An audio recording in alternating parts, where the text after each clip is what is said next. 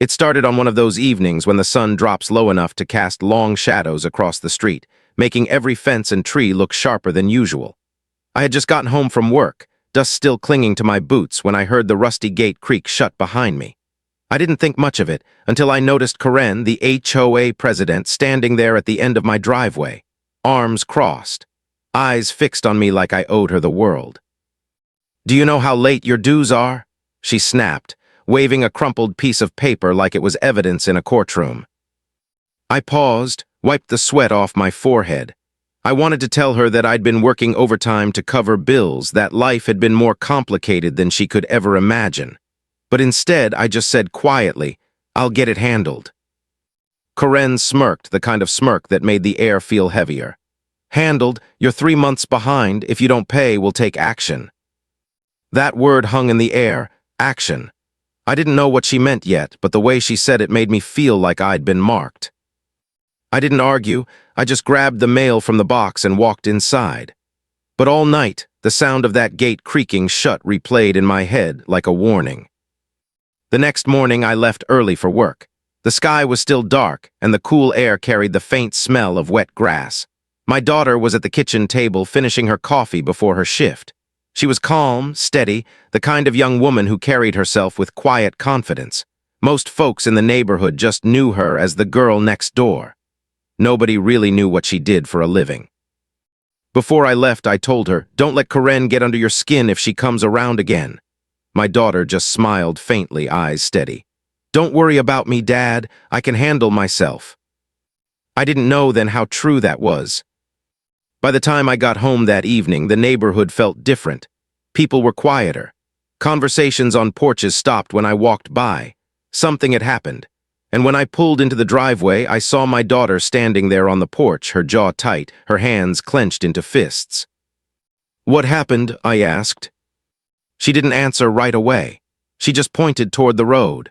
And there was Karen, standing by her SUV, still gripping that crumpled paper, her face red, her voice carrying through the air like nails on metal.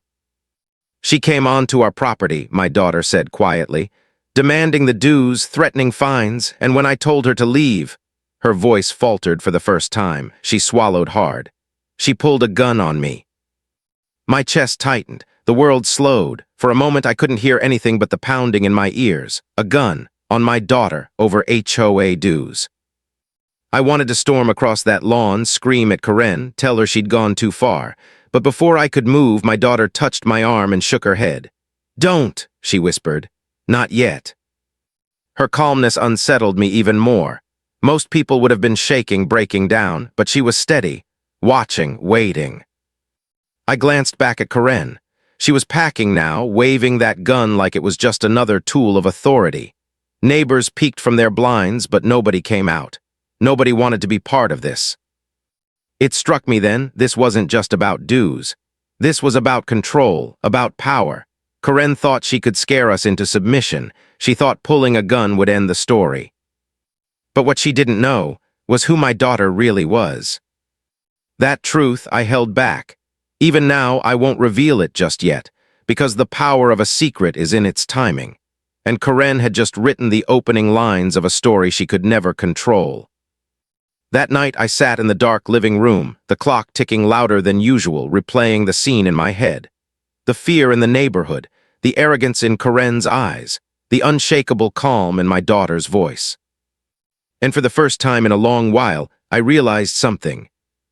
Sometimes the real strength isn't in shouting the loudest. It's in knowing exactly when to stay quiet. Karen had no idea.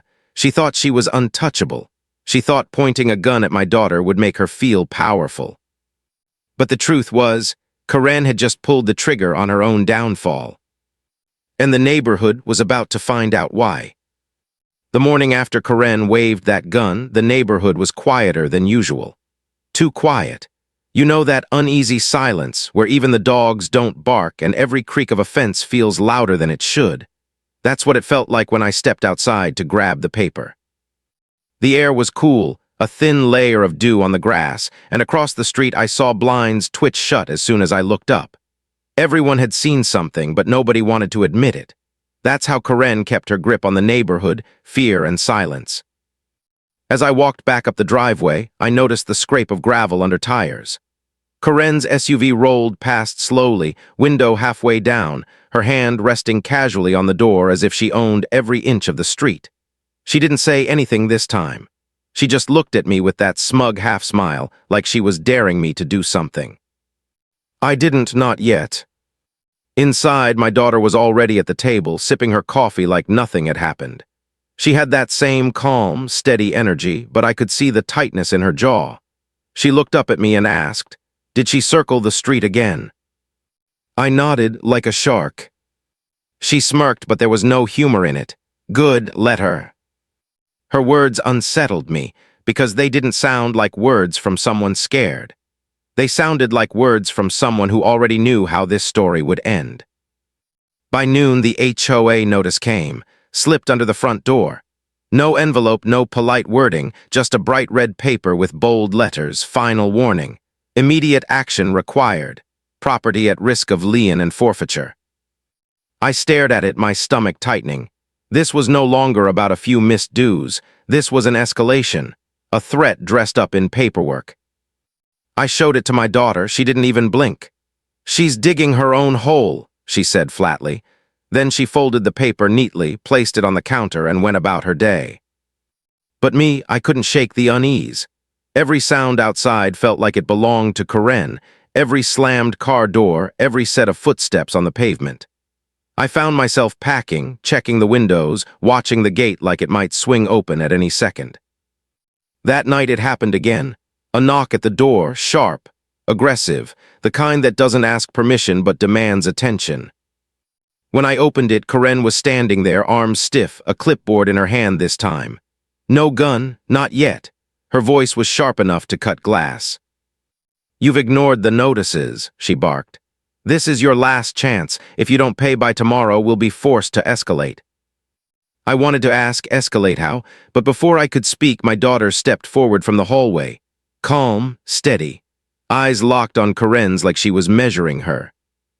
"You need to leave this property," my daughter said quietly, not loud, not emotional, just firm. Corinne scoffed. "Excuse me, this doesn't concern you, you're just..." And then she caught herself. For the first time, I saw something flicker in her eyes. Hesitation. As if some part of her realized she didn't actually know who my daughter was. My daughter didn't move, didn't blink. She just repeated, "Leave now." And Corinne did. She turned on her heel, muttering under her breath, slamming the gate behind her so hard it rattled the hinges. I stood frozen, trying to make sense of what just happened. My daughter walked back into the living room, sat down on the couch, and turned on the lamp like it was just another night. "How are you not shaken?" I asked her. "She pointed a gun at you. She's threatening us with paperwork. The whole neighborhood is watching, and you..." I stopped, shaking my head. "You act like this doesn't scare you." She looked at me then, really looked, and for a moment I thought she might finally tell me everything. But instead, she just said softly, "Because I know how this ends." The weight of her words settled heavy in the room. I wanted to press her, but something in her expression stopped me. There was a calmness there that didn't come from ignorance. It came from knowledge. Knowledge of something I didn't yet understand. That night, as I lay awake listening to the faint hum of crickets outside, I realized the neighborhood wasn't just holding its breath anymore. It was waiting, watching, wondering how far Corinne would go and how we would respond. And in the stillness, one truth kept circling in my mind. Sometimes the most dangerous people aren't the ones who yell the loudest or wave their authority in your face. Sometimes they're the ones who look you dead in the eye and stay silent. Corinne thought she was in control, but deep down I could feel it shifting. Something was coming, something she couldn't prepare for. And the cracks in her power were about to show. It was the following Saturday when the neighborhood finally cracked. The air was heavy with the smell of fresh-cut grass and barbecue smoke from somewhere down the street, but no one seemed to be enjoying themselves. People stood in small clusters near driveways, whispering in low voices, eyes darting toward my house like it was the center of a storm. I stepped outside to sweep the porch, trying to keep life as normal as I could, but the tension was thick enough to taste. My boots scraped against the wood, the broom bristles rasping across the boards. And then, just like clockwork, the sound of tires crunching on gravel. Corinne's SUV rolled up again. This time she didn't stop at the curb. She pulled right into my driveway, bold as ever, the engine still rumbling when she stepped out. Clipboard in one hand, something heavy tucked at her waist under her jacket. I noticed it. My daughter noticed it. So did half the street. The neighbors froze. Conversations died mid-sentence. Even the dog 2 houses down went silent. Corinne marched up the driveway, heels clicking sharp against the pavement. Her face was tight, lips pressed thin. "This is it," she declared loudly, as if she wanted the whole block to hear.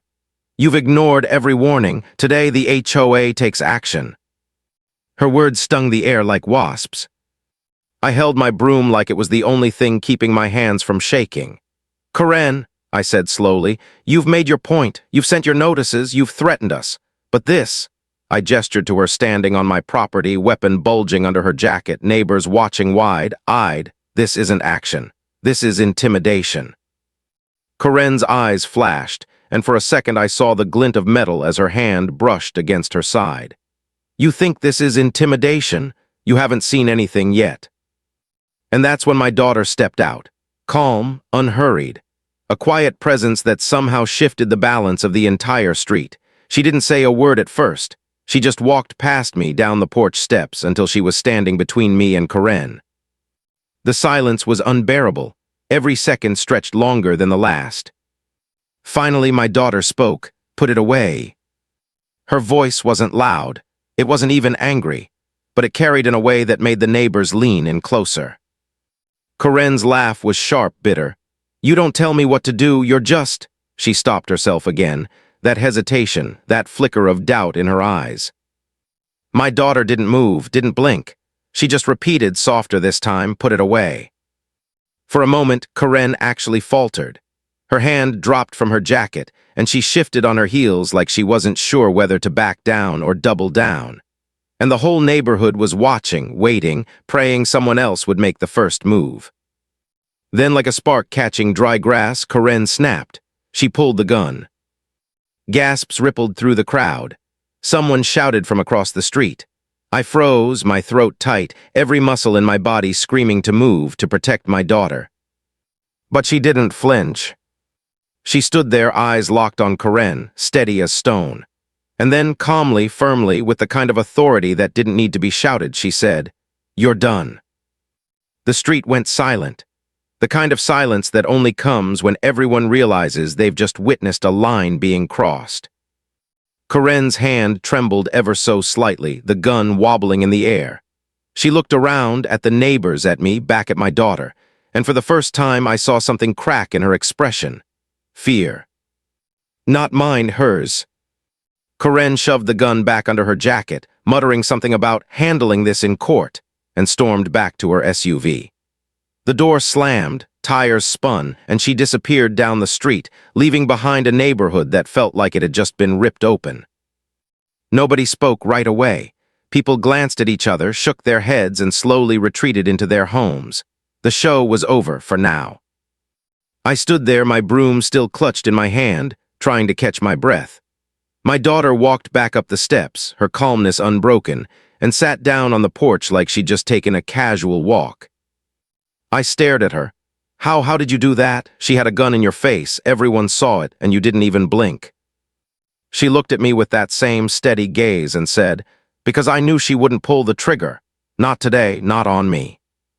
Her words sent a chill down my spine. She knew something I didn't, something Corinne didn't, and though I couldn't put my finger on it yet, I realized the truth was circling closer. The storm wasn't over, it was only gathering. And when it finally broke, the whole neighborhood would know exactly who my daughter really was. The neighborhood didn't feel the same after that day. Windows stayed shuttered, kids weren't playing in the street anymore, and even the evening dog walkers cut their loops short to avoid passing our house. It was like we were living in a spotlight, the air heavy with the unspoken question, what would Corinne do next? I tried to act like things were normal, mowing the lawn, fixing the loose boards on the porch, even chatting with old Mr. Harris about the weather when he dared to stop on his walk. But every creak of the gate, every unfamiliar car that slowed as it passed, set my nerves on edge. And Karen, she didn't back down, she doubled down. By midweek, new notices appeared, bright red papers plastered to the mailbox, taped to the gate, even tucked under the windshield wipers of my truck. Threats of liens, fines, legal consequences. The words were all official sounding, but they carried the same poison as her smirk. That Thursday evening, just as the cicadas started their endless song, I heard the crunch of tires again. Karen's SUV, headlights off, rolled slow down the street. She wasn't even trying to hide anymore. She wanted me to see her. She wanted all of us to know that she was still circling. My daughter was on the porch, quiet as always, sipping her coffee though the air was still hot and sticky. She watched the SUV crawl past, her expression unreadable. Then she set her cup down and said softly, "She's getting desperate." I swallowed. What makes you say that? Because people who have real power don't need to wave it around, she answered, eyes still on the SUV disappearing into the dusk. Only the weak do. Her words stuck with me all night. I tossed and turned, the house too quiet, the clock ticking like a hammer. Around midnight, I heard it, footsteps on the gravel outside. Then the metallic creak of the gate. I sat up, heart pounding. Through the curtain, I saw a shadow moving across the yard. Karen, clipboard in one hand, flashlight in the other. She was actually on my property again, scribbling something down like she was cataloging sins. I slipped on my boots and stepped out onto the porch. The boards groaned under my weight, and she froze in the beam of her own light. "What are you doing here?" I demanded, my voice rough from sleep. Her lips curled. "Inspecting, documenting violations. Your porch light's too dim, your lawn's uneven, your truck leaks oil on the driveway. These are all fines, you know. By the time we're done, you'll owe so much you'll wish you paid your dues." I clenched my fists. "You're trespassing." Karen laughed, a sharp, ugly sound. "Trespassing? This is my neighborhood, my rules. You're nothing but a guest here until you can pay." And then the sound of the door opening behind me. My daughter stepped out, barefoot, hair loose, calm as ever. She didn't raise her voice, didn't even look rattled. She just stood there, arms folded, and said in that same steady tone, "That's enough." Karen whipped around, her flashlight beam catching my daughter's face. "You again," she spat. "You think you can intimidate me? You don't scare me. I've dealt with punks like you before." But there was a tremor in her voice this time. My daughter stepped forward slowly, the porch light casting her in a glow that made the whole street feel like a stage. The silence was deafening. Neighbors peeked from behind curtains, shadows shifting in the windows. And then my daughter did something that froze Karen where she stood. She reached into her pocket, pulled out a small leather wallet, and flipped it open. The badge caught the light. The air shifted. "I told you to leave this property," my daughter said, her voice firm now, carrying across the street. "I'm not just his daughter, I'm the county sheriff, and you just threatened an officer of the law." Karen's jaw dropped. Her flashlight slipped, clattering against the gravel. The whole neighborhood seemed to exhale at once, whispers racing behind blinds and half-open windows. For the first time, Karen looked small. My daughter stepped closer, her eyes locked on Karen's trembling hands. "You pulled a gun on me last week. You've been stalking, harassing, trespassing. I gave you every chance to stop. But tonight, you crossed the line." Karen stammered, her voice cracking. I didn't know, I didn't." "That's the problem," my daughter cut her off. "You never cared to know who you were dealing with." The street was silent. The cicadas hushed as if even nature was waiting for what came next. And in that moment, I realized karma doesn't always come like thunder. Sometimes it comes quietly, in the form of a truth revealed at the perfect time. Karen thought she held all the power, but the badge in my daughter's hand proved otherwise. And the look on Karen's face told me she finally knew it. The night my daughter flashed her badge, the entire neighborhood seemed to shift. Word spread faster than fire in dry grass. By sunrise, everyone knew the truth. The girl next door, the quiet one who sipped her coffee on the porch every morning, wasn't just anyone's daughter. She was the county sheriff. And Karen, she was no longer the predator. She was prey, and she knew it. The next morning, I stepped outside and felt eyes on me from every direction. Curtains swayed, doors creaked open, and neighbors who hadn't spoken to me in weeks suddenly waved as I walked down the driveway. Old Mr. Harris even shuffled across the street just to whisper, "Your daughter! She really is something, isn't she?" I nodded, pride warming my chest, but before I could answer, a car door slammed. "Karen!" She was back, standing by her SUV, a stack of papers clutched in her hands. But she looked different now. The smugness was gone, replaced by a frantic, restless energy. She was talking louder than usual, waving the papers in the air like shields. "This is harassment," she shouted at no one in particular. "She can't use her badge against me. I'll sue the county, the HOA, all of you if I have to." Neighbors gathered in clusters, murmuring. Some shook their heads. Others whispered nervously. A few, the ones who had always sided with her, crossed their arms and stayed quiet. My daughter stepped out onto the porch. Calm, collected. Badge tucked away now, just her presence enough to silence the crowd. She didn't even have to raise her voice. "Karen, you've made threats, you've trespassed, you've brandished a weapon. Do you really want to keep digging?" Karen froze, then snapped back with a desperate laugh. "Weapon? There's no proof. You're making this up to scare me. Everyone knows you're just trying to cover for your father's dues. This is corruption, abuse of power." But her voice cracked, and the neighbors caught it.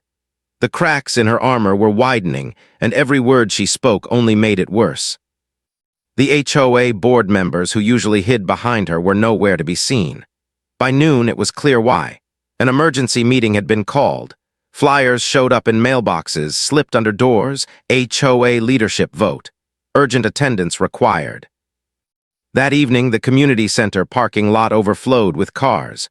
People who had never cared about HOA business before now stood shoulder to shoulder, whispering, glancing at Karen as she stomped up to the podium. Her face was pale, but her voice still sharp. "These accusations are false," she declared, gripping the microphone with white knuckles. "The so-called sheriff has no right to interfere with neighborhood affairs. This is private business, our business. We can't let outsiders intimidate us." But the crowd wasn't with her anymore. I saw heads shaking, arms crossed, people muttering about her threats, her obsession, the gun she waved around. Then my daughter stepped forward from the back. She didn't raise her voice. She didn't even approach the podium. She simply stood tall, her badge visible at her hip, and said, "This isn't intimidation. This is accountability, and it's long overdue." A ripple ran through the crowd. People clapped softly at first, then louder, and just like that, the tide shifted. Karen's allies shrank away, leaving her standing alone under the harsh fluorescent lights. Her face crumpled with rage. "You'll regret this," she screamed. "All of you, I built this neighborhood, I own it." But nobody believed her anymore. Not after what they'd seen. Not after who they'd learned my daughter really was. By the time the vote ended, Karen had been stripped of her position. The HOA board dissolved into chaos, scrambling to reorganize without her. Neighbors left the meeting buzzing, their whispers carrying a mix of relief and fear. And Karen, she stormed out, papers fluttering to the ground behind her, her threats echoing into the night. Back home, I sat on the porch with my daughter. The crickets hummed, the air cooler now, lighter somehow. But I couldn't shake the feeling that it wasn't over. "She's not done," I said quietly. My daughter sipped her coffee, eyes on the darkened street. "I know." Her calmness unsettled me all over again. She wasn't just waiting, she was preparing. And as much as Karen had lost tonight, something told me she was desperate enough to try one last move.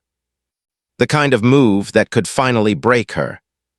For a few days after the vote, the neighborhood felt lighter.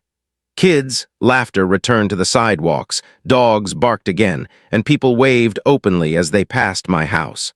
For the first time in weeks, I felt like maybe the storm had finally passed. But deep down, I knew Karen wasn't the kind of person who accepted defeat. She wasn't going to just pack up and disappear. And I was right. It was a Tuesday morning when the knock came. Not the hard, demanding knock Karen used. This was different, sharp, official. When I opened the door, 2 uniformed deputies stood on the porch. Their cruisers idled on the street, lights flashing faintly, neighbors already gathering to whisper. "Sir," one deputy said, his tone stiff, We've received a complaint of harassment and threats. We need to ask you and your daughter some questions." My stomach dropped. Of course, Karen. I glanced past them, and sure enough, there she was, standing by her SUV, sunglasses hiding her eyes, arms crossed like she'd already won. She called out loudly, just for the crowd to hear, "They've been threatening me." That woman pulled a badge on me, waving it around like she owns the place. Abuse of power, you can't let her get away with this. Gasps and murmurs rippled through the neighbors. Some shook their heads, others looked confused, caught between what they'd seen and what she was claiming now. Before I could speak, my daughter stepped forward, calm, steady. She pulled her badge from her belt and handed it to the deputy. "I'm Sheriff Daniels, county jurisdiction. Everything she's accusing me of, trespassing, harassment, brandishing a weapon, she's the one who did it. You'll find incident reports already filed under my office." The deputies exchanged looks. One spoke carefully. "Ma'am, given your role, this complicates things. We'll need statements." Karen pounced. "Exactly, she's hiding behind that badge. She's using it to bully me. Arrest her now." Her voice cracked at the end, desperation bleeding through, but she didn't stop. She kept shouting, painting herself as the victim, trying to twist the story until truth bent to her will. But the deputies didn't move. They looked at her, then back at my daughter, then at the cluster of neighbors watching silently from the sidewalk. Finally, the older deputy sighed. "Ma'am, we'll review the reports, but right now you're the one trespassing on their property. You need to leave." Karen's jaw dropped. "What, you're all in on this? This is corruption." She jabbed her finger at the neighbors. "You all saw her threaten me. Tell them, tell them." But no one spoke. Not one neighbor stepped forward. The silence was louder than any accusation. My daughter's voice was quiet but firm. "Karen, this isn't a neighborhood dispute anymore. This is a criminal matter. You've been warned. You're not untouchable. Every step you take digs the hole deeper." Karen's hands shook as she gathered her papers, shoving them back into her SUV. She slammed the door so hard it rattled, her engine roaring as she sped away down the street. The deputies stayed a while, taking statements, but it was clear they weren't buying her story. By the time they left, the neighbors had already started talking again, their whispers carrying a different tone now. Not fear, pity. That night I sat with my daughter on the porch, the air heavy with the smell of rain. The storm clouds were rolling in, thunder low in the distance. "She's running out of moves," I said. My daughter nodded. "Desperation makes people dangerous. She's not finished. But when she comes back," she paused, sipping her coffee slowly, eyes steady on the dark street. "That's when it ends." Her calmness didn't reassure me this time. It scared me, because I knew she was right. Karen wasn't just going to fade away. She'd already lost her power, her reputation, her grip on the neighborhood. And for people like her, the only thing left when everything else is gone is revenge. I could feel it. The way the air hung heavy, the way the streetlights flickered as the storm approached. Something was coming. And the next time Karen showed up at that gate, it wouldn't be with papers. It would be with something far more dangerous. It was close to midnight when I heard the sound. The creak of the old gate at the end of the driveway. That same gate I'd oiled just a week before. It wasn't supposed to make a sound. But that night it groaned like a warning. I froze, coffee halfway to my lips. My daughter was at the kitchen table, filling out reports, her badge glinting faintly under the light. She looked up at me, already sensing something was wrong. Another sound, heavy boots crunching over gravel, slow, measured. I stepped to the window, pulling the curtain back just enough to peek. And there she was. Karen. Her hair a mess, clothes wrinkled like she hadn't slept in days. Her face pale, drawn tight with rage and exhaustion. She was walking straight toward the porch, her hand clutching something at her side. At first I thought it was another stack of papers, another ridiculous notice, another attempt at control. But then the porch light caught it. Cold steel. A pistol. My throat went dry. Before I could say anything, my daughter was already on her feet. She didn't move fast, didn't panic. She just stood, calm and steady, her voice low. "Stay back, don't open the door." Karen stopped at the bottom of the steps, breathing hard. Her voice cracked as she shouted up at the house. You think you've ruined me? You think you can take everything from me? My position, my reputation, my life? No, no, I won't let you. You don't scare me. Neighbors' lights flicked on up and down the street.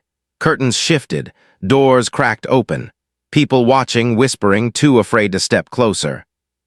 But my daughter didn't whisper. She opened the door. Slow, deliberate.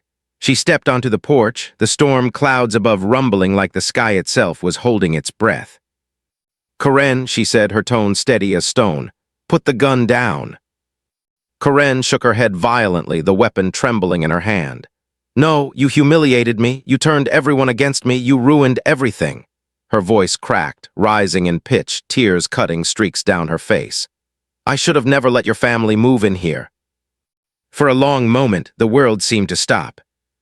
The only sounds were the wind in the trees, the faint crackle of thunder, and the uneven rattle of Karen's breathing. My daughter raised her hands slowly, palms open, not reaching for her own weapon, not trying to intimidate. Just calm. Karen, listen to yourself. You've already lost the HOA. The lies didn't work, the police didn't work, and now this? You think this is how it ends? Karen's lip trembled. She looked around at the neighbors gathering in the shadows, their faces pale in the dim light. Some had phones out, recording. Others whispered prayers. This ends tonight, Karen screamed. She raised the pistol higher, hands shaking so hard the barrel wavered. And then her voice broke. She let out a raw, guttural sob, the kind of sound that doesn't come from anger but from something deeper. Loneliness, emptiness, desperation. Her knees buckled. The gun clattered to the ground, echoing off the wooden steps. For a second, no one moved. Then my daughter stepped forward, kicking the pistol away, her voice still calm. It's over, Karen, you're done. The wail of sirens grew louder, cutting through the tension. Red and blue lights washed over the houses as sheriff's cruisers pulled onto the street.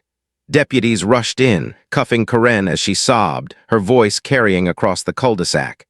It was mine. It was all mine. You took it from me. The neighbors watched in silence as Karen was led away. Her power, her pride, her false authority crumbling into nothing.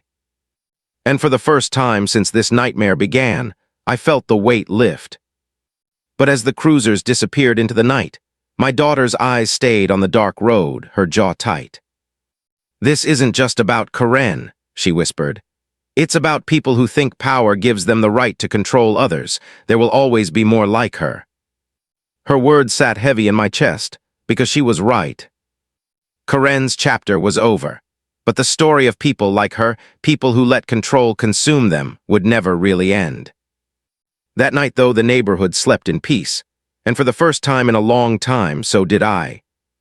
The morning after Karen was taken away, the neighborhood felt eerily quiet. No cars lined up in front of my house. No shouting from the cul-de-sac. No petty notes shoved into the mailbox. Just the soft sound of sprinklers ticking in the distance, birdsong returning after a long silence, and the faint smell of cut grass carried by the breeze. For the first time in months, the street looked normal, ordinary, almost peaceful. But ordinary didn't come easy. Neighbors walked slower that morning. Some waved, some didn't. A few stopped by, hesitating at the porch before speaking. We didn't know it would get that bad, one whispered, eyes downcast. We should have said something sooner. Another neighbor, Mrs. Lewis, who had lived here the longest, shook her head as she clutched her mug of tea. I saw the way she treated you. I should have stepped in, but fear keeps people quiet. Her words stung, not because they weren't true, but because I understood them too well. Fear had kept me quiet, too, until Karen pushed too far. By noon, the deputies returned. They gave us the update. Karen was facing multiple charges, brandishing a weapon, trespassing, harassment. Her leadership in the HOA was officially stripped, and interim board members were being appointed by vote. The deputies assured us we wouldn't see her again, not for a long time. But peace doesn't return all at once. It trickles in slowly, like water filling a cracked glass. That night we sat around the table again, the same table where weeks earlier we had whispered in fear, wondering what Karen would do next. Now we sat in silence, the only sound the ticking of the kitchen clock. Finally, I spoke. Do you think she'll change? My daughter shook her head slowly. People don't always change when they lose. Some just carry their anger somewhere else. But sometimes, losing is the only thing that forces them to see the truth. She sipped her coffee, staring out the window at the empty street. She wasn't just angry at us. She was angry at the idea of losing control. That's what consumed her.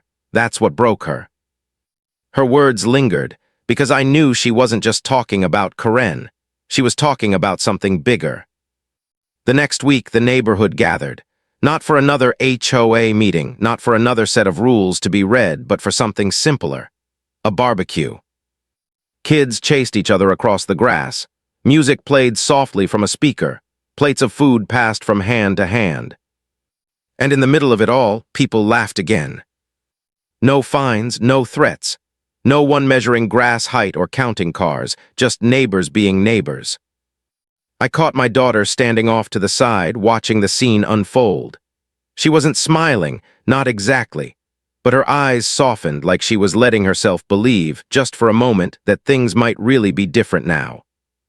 I asked her what she was thinking. She looked at me for a long time before answering.